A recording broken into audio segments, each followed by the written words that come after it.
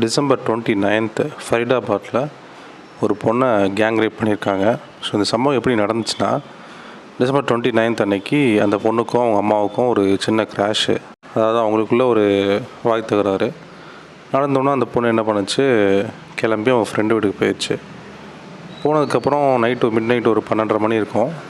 கிளம்பி சரி திருப்பி வீட்டுக்கு போயிடலாம் அப்படின்னு வீட்டுக்கு கிளம்பி வந்திருக்கு. அந்த ரோட்டில் ஃபரிதாபாத் மெட்ரோ சௌக் ரோட்டில் பார்த்துருக்கும்போது டிரான்ஸ்போர்ட்லாம் எதுவும் இல்லை. சரி அங்கே ஒரு வேன் நின்றுருக்கு, அந்த வேனில் 2 பேர் இருந்திருக்கானுங்க.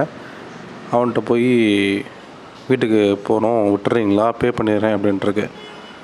சரி ஓகே அப்படின்னு சொல்லிட்டு அவனுங்களும் வண்டியில் ஏற்றிட்டானுங்க.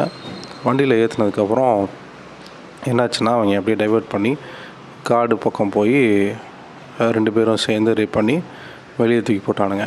அந்த பொண்ணு இப்போ ஹாஸ்பிட்டலில் இருக்குது. நம்ம நியூ இயர் செலிப்ரேட் பண்ணிகிட்டு இருக்கோம். ஆனால் இன்னமும் இந்த மாதிரி இந்தியாவில் நடந்துக்கிட்டு தான் இருக்குது, ஏதோ ஒரு மூலையில்.